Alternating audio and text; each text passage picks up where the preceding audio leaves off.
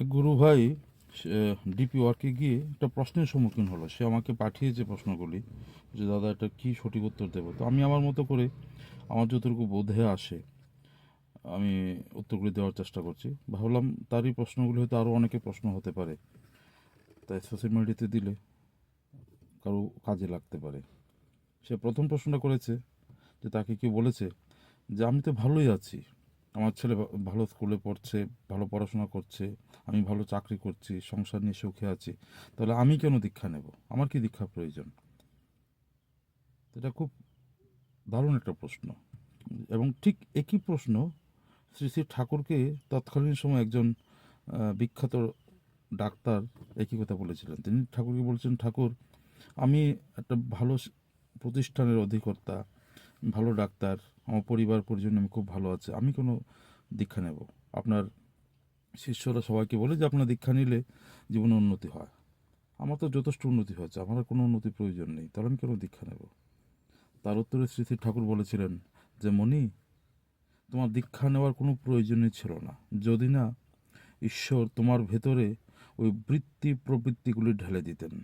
তুমি যতই বিদ্বান হও, পণ্ডিত হও আর কেষ্টবিষ্টু হও, তোমার মাথায় যখন ওই বৃত্তি প্রবৃত্তিগুলি চেপে বসে, তখন তুমি ভূতে ধরা মানুষের মতো নিজেকে নিজেই টেনে হিস্ট্রে জাহান্নামের দিকে নিয়ে যেতে থাকো। ওই বৃত্তি প্রবৃত্তির আবেশ থেকে নিজেকে রক্ষা করতে হলে নিজেকে কোনো একটা উচ্চ জীবন্ত আদর্শের সাথে যুক্ত করতে হয়, এছাড়া কোনো উপায় নেই। ওই উচ্চ জীবন্ত আদর্শের প্রতি তোমার টান, তোমার নিষ্ঠা, তোমার ভালোবাসা যত অটুট হবে, ততই বৃত্তি প্রবৃত্তির বাঁধন খসে পড়বে, ততই তোমার জীবন সুরক্ষিত হবে। আর ওই উচ্চ জীবন্ত আদর্শের সাথে যুক্ত হওয়ার যে মাধ্যম, সেটা হলো দীক্ষা। এবং ভগবান রামকৃষ্ণদেব এই প্রসঙ্গে খুব সুন্দর একটা কথা বলেছেন। তিনি বলছেন যে একটা কলা গাছের আটির উপরে একটা টাইট করে গিঁট দেওয়া আছে, ওই গিঁটটাকে যদি ঢিল করতে হয় তাহলে একটা সহজ উপায় হলো ওই দড়ির গিঁটের উপরে আরেকটা দড়ি দিয়ে গিঁট দেওয়া। উপরের গিঁটটা যত টাইট হবে, নিচের গিঁটটা তত ঢিল হয়ে যাবে। অর্থাৎ গুরুর প্রতি আমার টান, আমার বন্ধন যত দৃঢ় হবে, প্রবৃত্তির বন্ধন তত খসে পড়বে। এটা প্রত্যেকের জীবনে সত্যি। আমি শিক্ষিত হই, অশিক্ষিত হই, পণ্ডিত হই, মূর্খ হই, প্রত্যেক এরকম বহু মানুষকে আমরা চিনি আশেপাশের সমাজে যারা খুব বুদ্ধিমান, জীবনে খুব ভালো পজিশন আছে, কিন্তু হঠাৎ করে প্রবৃত্তির বসে এমন একটা কাজ করে বসলো যে তার জীবনটা ছারখার হয়ে গেল। প্রবৃত্তি মানে লোভের বশবর্তী হওয়া, কামের বশবর্তী হওয়া, ক্রোধের বশবর্তী হওয়া। এই রিপুগুলি যখন আমার মাথায় চেপে বসে আমাকে তার নিয়ন্ত্রণাধীন করে চলে। বহু মানুষকে দেখেছি, খুব বড় অফিসার, খুব শিক্ষিত, ভালো পজিশন আছে, হঠাৎ করে লোভের বশবর্তী এমন একটা ঘোষ নিয়ে গেল, সে তার সমস্ত জীবনটা ছারখার হয়ে গেল। কারণ তো লোভ তার মনকে, তার চেতনাকে আবেশ করে যাচ্ছে। এরকম প্রত্যেকের জীবন হতে পারে। কিন্তু এই প্রবৃত্তির অধীনতা থেকে নিজেকে মুক্ত করার কোনো ওষুধ নেই, কোনো যন্ত্র নেই। একটা উপায়, সদ্গুরুর প্রতি অটুট টান, ভালোবাসা। তাহলেই নিজেকে যে প্রবৃত্তির অধীনতা থেকে মুক্ত রাখা যায়, আমাদের জীবনটা সুরক্ষিত হয়। তাই দীক্ষা সকলের জীবনে প্রয়োজন। তাছাড়া আরেকটা ব্যাপার আছে।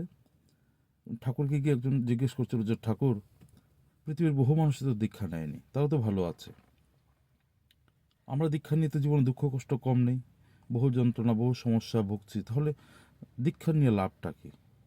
তার উত্তর শ্রী ঠাকুর খুব সুন্দর একটা কথা বলছিলেন। তিনি বলছিলেন যে জিরাফের গল্প শুনেছে? বললে সেটা কি ঠাকুর?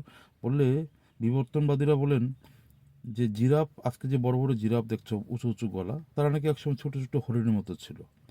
তারা ছোট ছোট গাছ, গুল্ম জাতীয় গাছের পাতা পাতা খেয়ে বেঁচে থাকতো। হঠাৎ করে কোনো কারণে, এটা প্রাকৃতিক বিপর্যয়ের কারণে, সেই ছোট গাছগুলি সব ধ্বংস হয়ে গেল। তখন ওই হরিণগুলির সামনে উঁচু গাছের পাতা খাওয়া ছাড়া কোনো বিকল্প ছিল না। বহু হরিণ খাদ্য না পেয়ে অনাহারে ধ্বংস হয়ে গেছে। আর কিছু ওই ছোট ছোট হরিণগুলি লম্ফজম্প দিয়ে, উকি ঝুঁকি দিয়ে সে উঁচু গাছের পাতা খাওয়ার জন্য নিরন্তর চেষ্টা চালিয়ে যেতে লাগলো।